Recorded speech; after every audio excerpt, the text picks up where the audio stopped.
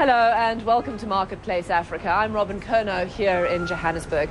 Now, South Africa is no stranger to producing and selling weapons of war. During the apartheid days, when the United Nations banned sales of arms to this country, the apartheid government became pretty skilled at producing its own military hardware. So good, in fact, they managed to manufacture nuclear weapons.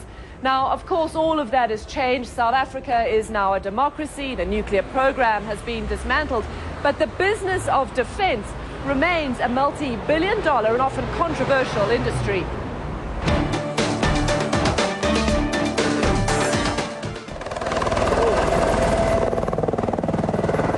There's nothing like arriving in style if you're in the business of defense.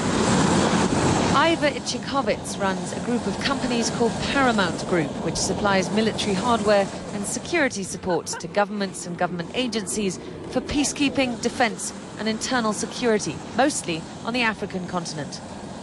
Normally he meets with presidents. Today he's just got me. Hi. Very nice to meet you. Diana and Magne, hi. Nice to meet you.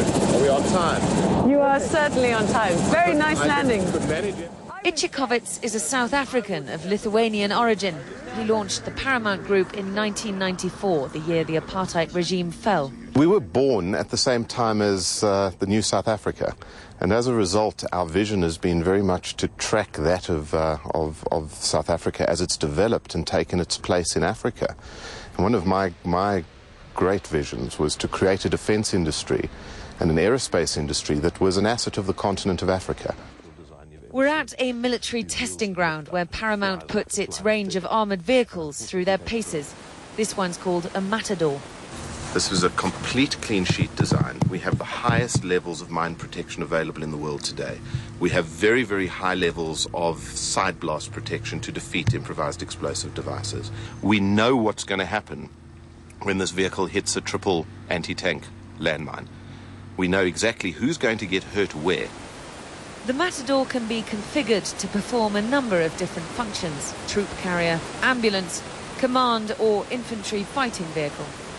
It means armies can deploy with one basic vehicle in the fleet, making maintenance and repair much easier and more efficient. And it's meant to be designed so that anyone can drive it. This is not something I want to fall off. In a vehicle that's worth, how much do you say, $600,000? Does that man want to get off this rudder? I might knock him down.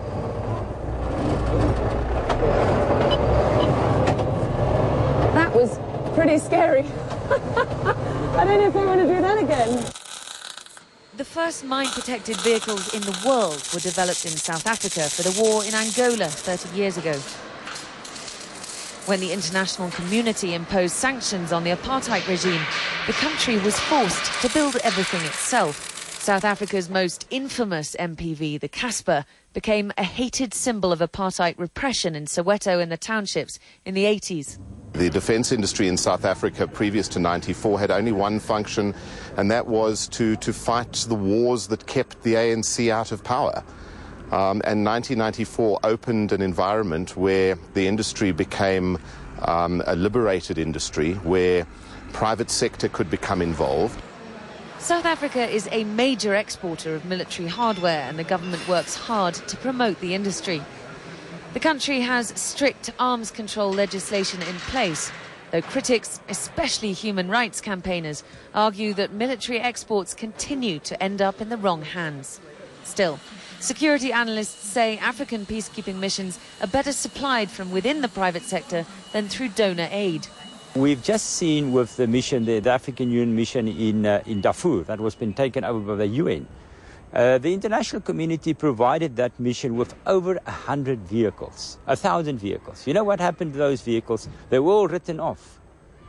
Because when the mission was finished, all these vehicles were basically donated to the African Union with no logistical support packages.